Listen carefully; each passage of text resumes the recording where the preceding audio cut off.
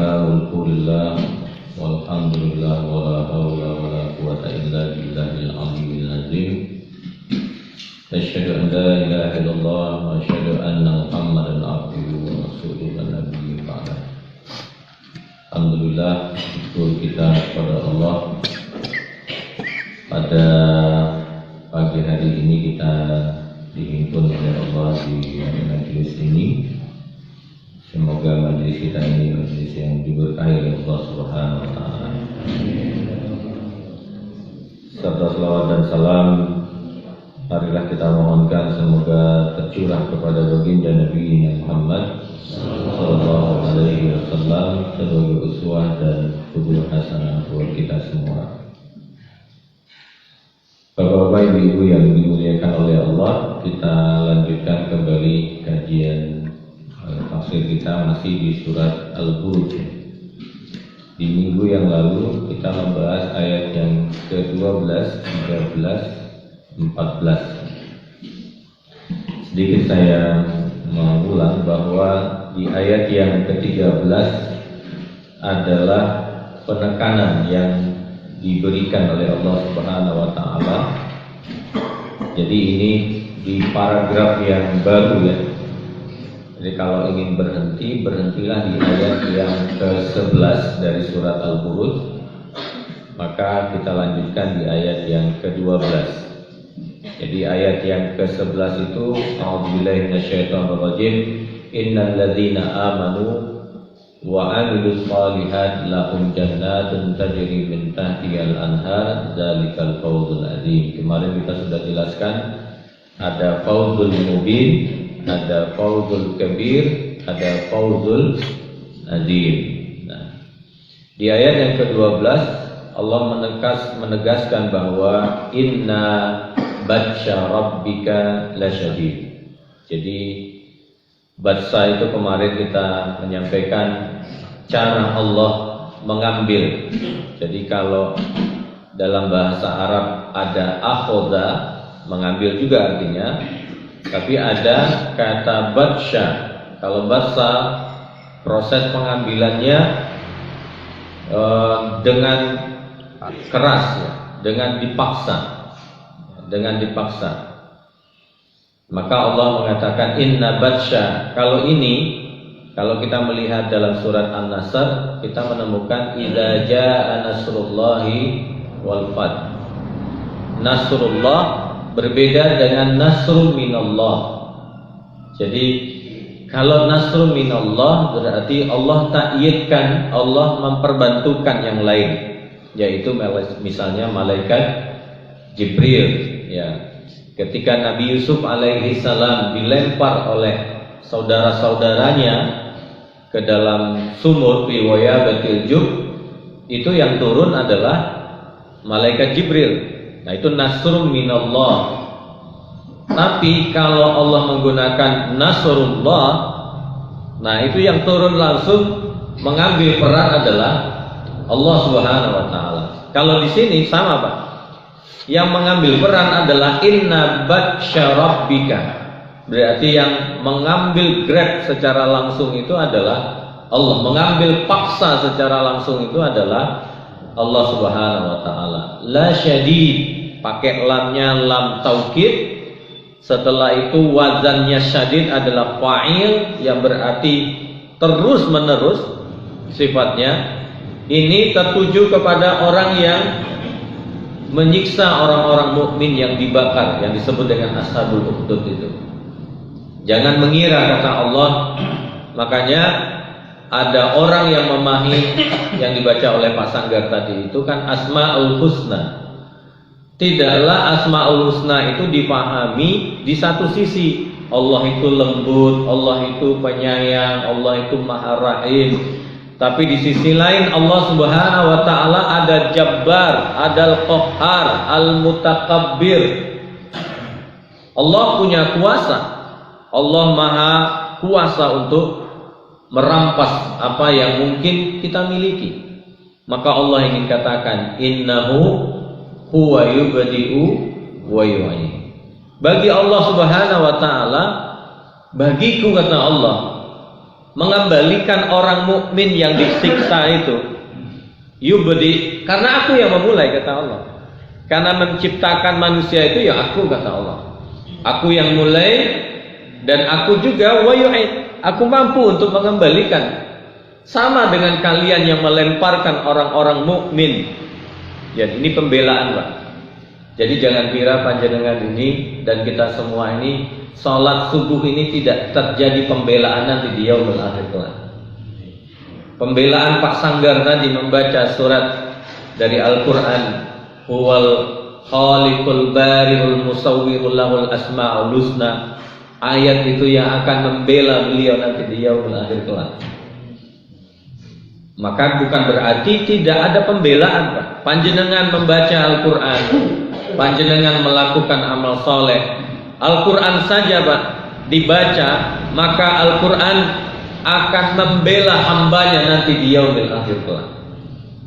Membela hambanya. Apalagi yang lain. Makanya ketika kita kekuasaan ya diberikan oleh Allah kepada manusia, mestinya dipahami bahwa kekuasaan itu adalah milik Allah. Makanya dalam surat Tabarakalladzi biyadihil mulku wa huwa ala kulli syai'in qadir. Yang mampu adil di wilayah kekuasaan itu hanya Allah. Kalau manusia tidak bisa adil, Pak. Tidak bisa adil. Jadi karena Allah Subhanahu wa taala seimbang keadilannya, seimbang keadilannya. Maka bagi Allah ini ancaman yang ashabul ukhdud ini yang membakar orang-orang mukmin ini dikira bahwa mereka menyiksa orang mukmin ya sudah selesai. Tidak akan ada proses berikutnya. Nah, itu pikiran mereka. Pikiran mereka. Kalau mati ya sudah selesai. Tidak ada urusan. Mau berzina, mau mabok, mau apa saja, mau korupsi, ya. Kata Allah, innahu huwa yubdi wa yu'id wa huwal ghafurul wadud. Nah, di atas Allah seolah menunjukkan kerasnya, innahu wa yubdi, inna basya rabbika lasyadid. Di ayat yang ke-14 Allah menunjukkan rahimnya, wa huwal ghafurul wadud. Karena Allah itu ada ghafir, ada ghaffar, ada ghafur. Nah, panjenengan mau datang kepada Allah yang mana? Yang ghafir, ghaffar, atau yang ghafur? Kalau ghafir, dosanya hanya ya 1, 2 gitu ya. Itu pun dosa kecil. Kalau ghaffar, mulai banyak nih, menengah. Kalau sudah pada level tertinggi, fahsya, ya, perbuatan dosa-dosa besar, masuk ke ghafur. Nah, wazannya ghafur itu Allah itu pemaafnya tidak sekali, Pak. Coba kalau Allah itu hanya ghafir, ghaffar. Coba. Padahal kita ini berkali-kali, Bapak. Berkali-kali. Masya Allah. Kalau Allah tidak punya asma ghafur, nggak selamat kita, Pak. Masya Allah. Jadi kasih sayang Allah. Bahkan kata Allah, kalian yang membakar orang mukmin yang jutaan itu, kata Allah, kalau seandainya bertaubat, kan kalimat di atas kan, falam yatubu kan, tidak bertaubat mereka. Kalau siapa? Habil dan Kabil. Qabil itu akhirnya membunuh Habil. Kenapa Qabil itu disiksa oleh Allah? Karena memang Qabil tidak mau bertobat di hadapan Allah Subhanahu wa taala. Maka Qabil itu punya dosa jariah, Pak. Dosanya apa? Setiap terjadi pembunuhan di muka bumi ini, Qabil mendapat bagian. Nauzubillah ya. Karena dosa pembunuhan. Karena yang melakukan bid'ah pembunuhan itu adalah Qabil. Tidak ada, Pak. Inspirasi pembunuhan itu siapa? inspirasi pembunuhan itu adalah Qabil. Itu karena apa, Pak? Karena dengki. Masya Allah. Dengki itu bisa terjadinya pembunuhan. Wa huwal ghafur. Kalau kalian, kata Allah, boleh aku keras, tetapi kalau kalian bertaubat kepadaku, kata Allah, aku ini huwal ghafur. Tidak hanya ghafur, al-wadud. Jadi kalimatnya al-ghafuru al-wadudu. Jadi sifatnya Allah yang maha pengampun itu ditambah lagi wadud. Wadud itu cinta yang terekspresikan. Ya. Jadi kalau bapak-bapak pulang bawa kembang buat istrinya, nah itu namanya wadud. Kalau tanggal 1 bapak-bapak ngasih duit ke istrinya, itu namanya kewajiban. Itu namanya kewajiban, ya. Tidak diminta oleh istrinya untuk pijit, dipijitin, itu namanya wadud. Tidak minta dibeliin daster, itu namanya wadud. Nah, kalau minta diberangkatkan haji lalu diberangkatkan, itu namanya wadud. Jadi Masya Allah. Jadi ibu-ibu nanti bilang aja ke suaminya, wadud gitu ya. Udah dikasih sinyal berkali-kali untuk mengeluarkan ATM nggak keluar-keluar gitu ya. Mas, apa? Wadud. Kita lanjutkan di ayat yang ke-15. Zul Arsyil Majid. Zul Arsyil, Allah itu, kata Allah. Ditekankan lagi, kalau aku mampu mengambil dengan paksa, kalau aku maha penyayang dan aku mengekspresikan kasih sayangku kepada kalian, kata Allah. Tidak sampai di sana Allah menggambarkan kekuasaannya. Allah mengatakan zu itu artinya memiliki. Arsy, sebenarnya arsy itu kan makhluk Allah yang maha besar, ya. Makhluk Allah yang terbesar di muka bumi namanya di muka bumi. Di dunia ini yang mana ya? Alam ini yang makhluk. Tapi kalau ada yang mengatakan irsyu itu artinya ayam jantan yang ada apa namanya? Cenggernya, itu namanya arsy. Ya, itu namanya arsy. Tapi yang dimaksud di sini bukan cengger ayam ya. Zul Arsy, Allah punya arsy yang maha mulia. Maha mulia. Bayangkan Pak, malaikat Jibril aja ketika Isra dan Mi'raj, subhanalladzi asra itu kan mengantar Nabi sampai ke pintu arsy. Kata Rasulullah kepada Jibril, engkau enggak masuk? Ya Rasulullah, untuk ke sana bukan lagi dimensiku. Bukan lagi dimensiku katanya.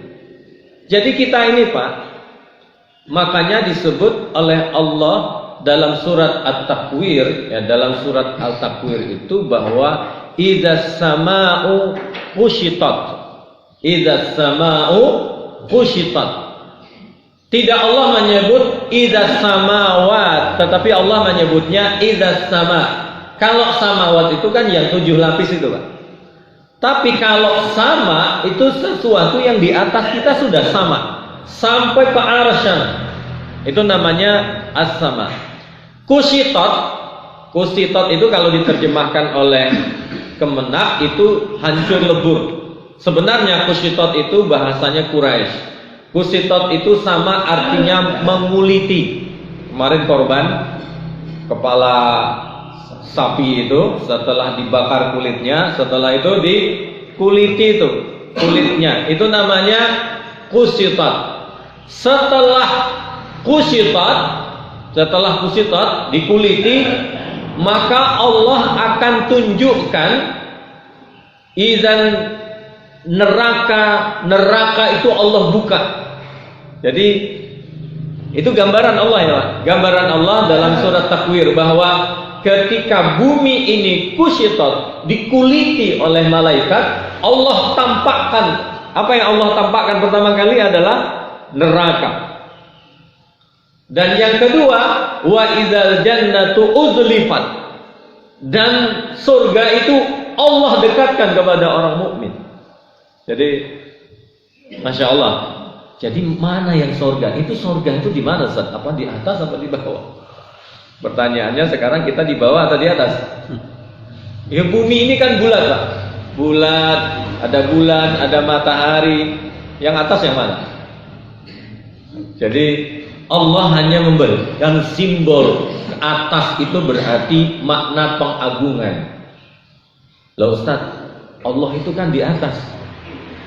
Ya, jadi agak sulit itu, sangat objektif sekali ya. Zul arsyil majid. Aku itu kata Allah memiliki arsy. Bahkan Jibril tadi itu bukan dimensiku ya Rasulullah. Silahkan engkau. Sendal Rasulullah itu naik Pak ke arsy itu. Sendal Rasulullah yang ada di Turki itu salah satu sendal terajaib di dunia. Kenapa? Malaikat aja nggak tembus ke arsy, Rasulullah bersama sendalnya naik ke atas. Naik ke atas. Jadi ada dimensi, berapa dimensi yang masuk? Itu bagian dari kekuasaan Allah. Apa kurangnya aku ini kata Allah? Fa'alun lima yurid. Aku itu produktif, inovatif. Ya. Jadi fa'al itu artinya kalau di sini maha kuasa, iya, karena memang Allah itu setiap detiknya produktif dan inovatif. Gak tahu kita kemarin itu COVID itu. Kalau memang itu ada, memang virusnya ada, berarti siapa yang bikin? Allah. Yang bikin Allah. Dulu ndak ada penyakit, sekarang ada penyakit yang aneh-aneh, siapa yang punya? Allah. Ya, Allah yang punya. Ya, Allah yang punya. Fa'alul lima yurid. Allah itu maha kuasa dengan semua yang dikehendaki oleh Allah. Jadi Pak, kita ini hidup ini atas kehendak siapa? Allah. Kalau kita ini adalah kehendak Allah Subhanahu wa taala, berarti apa yang terjadi? Allah yang menetapkan. Kalau Allah yang menetapkan, baik atau tidak baik? Baik mestinya. Itulah husnudzon kita kepada Allah.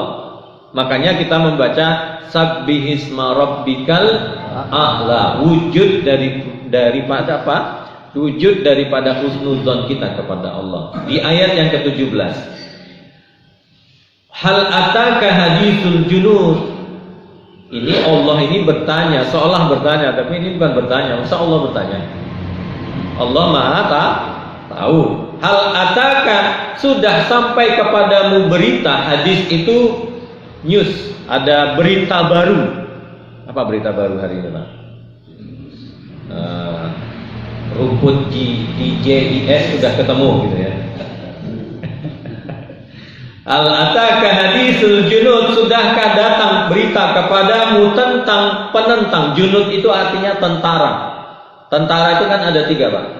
Ada namanya askar, yang kedua ada namanya jais, yang ketiga namanya junud. Kalau hanya askar itu ya tentara campuran lah, ya militer enggak. Kalau di Indonesia campur-campur. Ada Pak Puji di sini. Ada mungkin satpol PP di dalamnya, ada tentara, ada polisi. Kan tidak semuanya pakai bisa pegang senjata. Nah, sama juga jais. Jais askar itu sama. Tapi al-junud itu tentara sekaliber siapa ya? Pasukan baret merahnya TNI lah kira-kira. Kopassus ya. Kopassus itu kan 1:12 Pak. Jadi 1 orang Kopassus lawannya 12 ya. Kalau saya juga 1 lawan 12 asalkan di depan saya. Nah, Junaid, kalau ada orang namanya Junaidi, itu ambil dari kata Junaid ini, Junud. Junud itu artinya kan tentara yang profesional. Ya, baret merah. Lawannya 1:12. Ya, 1:12. Tapi Junaidi itu tentara kecil-kecilan. Junaidi itu kan tentara saya artinya. Jadi kalau ada namanya Junaidi, perawakannya enggak kayak tentara, namanya bukan Junaidi. Junaid. Hal ataka hadisul junud, kata Allah menggambarkan tentang siapa? Fir'aun wa Tsamud. Fir'aun itu punya tentara sekaliber baret merah. Sama juga dengan Samud. Samud itu luar biasa, kaum Samud itu.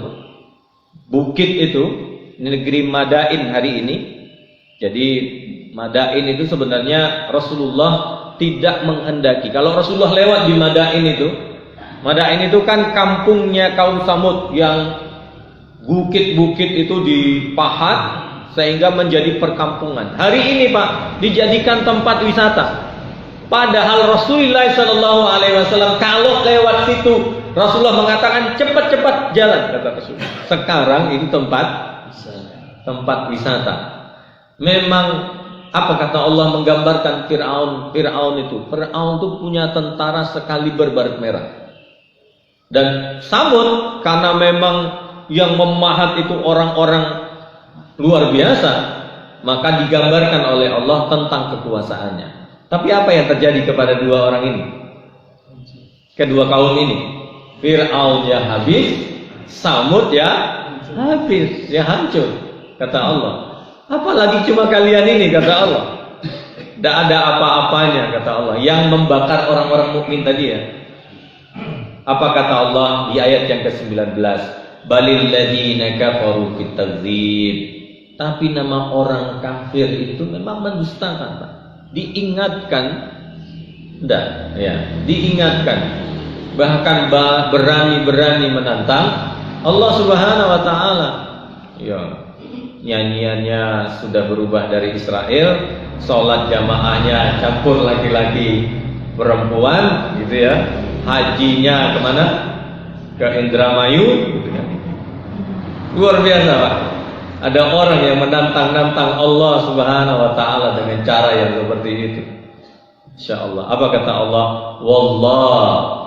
Jadi kalau kita lihat dari kaum Samud tadi, apa kata orang-orang kaum Samud itu? Menantang Nabi Saleh alaihissalam. Kami ini kan besar-besar, wahai Nabi Saleh. Sekarang tunjukkan kalau memang Tuhanmu itu ada, tunjukkan kepada kami. Coba munculkan onta dari bukit ini. Muncul nggak Pak? Muncul. Sudah nampak Pak. Orang kalau sudah nampak kekuasaan itu empiris, itu sudah akhir Pak. Jadi mukjizat itu adalah ujung dari kekuasaan yang Allah berikan kepada kenabian.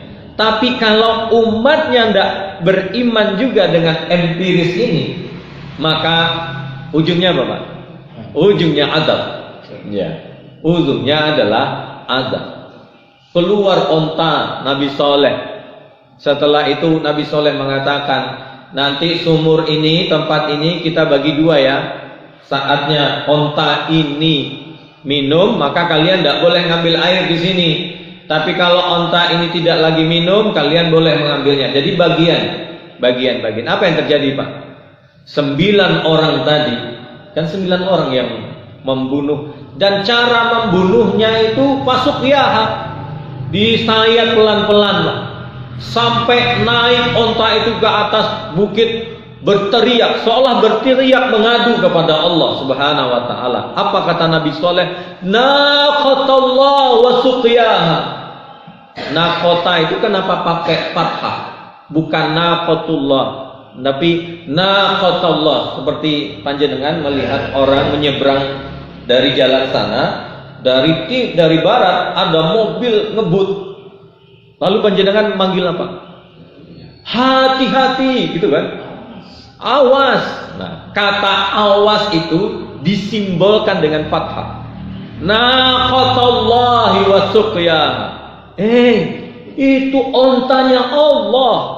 Coba bayangkan. Sudah ditunjukkan muncul. Coba kita lagi sholat di masjid ini, tahu-tahu muncul onta dari sini. Kira-kira panjangan percaya? Apa kurangnya kata Allah? Apa kurangnya? Masih disayat Pak, disembelih sampai onta itu naik ke atas seolah mengadu kepada Allah. Maka Nabi Saleh mengatakan naqatallahi wa suqyaha. Itu ontanya Allah Subhanahu wa taala. Maka Allah mengatakan fakadzabuhu fa'aqaruha. Mereka mendustakan kata Allah. Apa yang terjadi? Fadamdama alaihim rabbuhum bidzambihim fasawad. Dam saja sudah ngerti dari suaranya kan sudah jelas Pak. Dam. Fadamdama alaihim. Pernah lihat ayam geprek? Ayam geprek itu namanya dam. Dicacah. Fadamdama alaihim rabbuhum bidzambihim fasawwaha wala yakhafu uqbaha. Nah ini wala yakhafu uqbaha ini maknanya begini Pak. Ini sebenarnya kalau diterjemahkan sederhana, dan dia tidak takut dengan azabnya. Itu kan tidak ada ekspresi di sana. Kalau terjemahannya kan tidak ada ekspresi.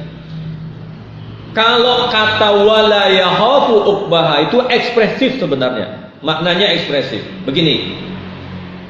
Ada orang yang mungkin na'udzubillah ya, mungkin pernah panjenengan lihat. Jadi dikasihkan uang tapi dengan cara yang jengkel. Gimana caranya, Pak? Dilempar gitu. Kira-kira begitu. Wala yakhafu uqbaha kata Allah. Ini loh, ambil kata Allah. Masya Allah. Itu kemurkaan Allah ini Pak. Jadi saya pernah melihat videonya Syekh Sya'rawi membaca surat ini. Karena memang kalibernya berbeda ya Pak. Seorang ulama tafsir di Mesir, ya, Syekh Sya'rawi ini. Ketika membaca surat Asy-Syam ini, wala yakhafu uqbaha, itu ekspresi beliau luar biasa. Karena memang dimensinya adalah seolah Allah melemparkan karena kebencian. Aku ndak rela kata Allah memperlakukan siapa? Nabi Saleh alaihi salam. Dan onta itu seolah dikatakan onta itu milikku kata Allah. Kalian permainkan, bahkan kalian bunuh kata Allah Subhanahu wa taala. Alhamdulillah. Nah, jadi Allah menggambarkan di ayat yang berikutnya. Enggak kan ayat berikutnya balil ladzina kafaru fit takdzib.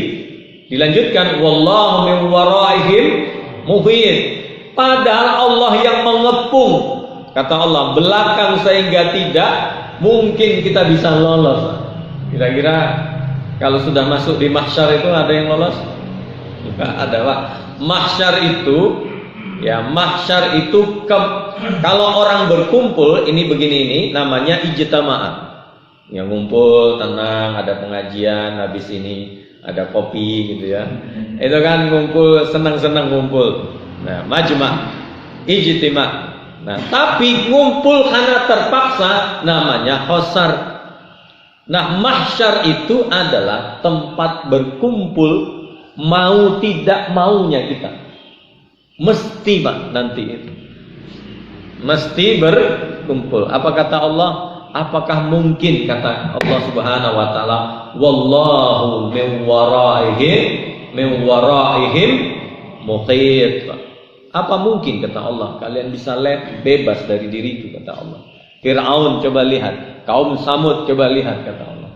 Jadi insyaallah Pak, Allah menggambarkan itu suasana itu dengan jelas untuk kita.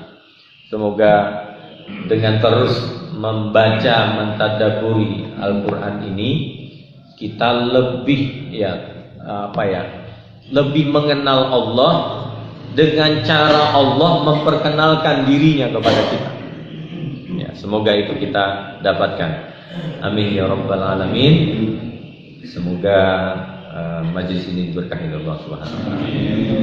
Kita tutup dengan doa kafaratul majlis. Subhanakallah wa bihamdika.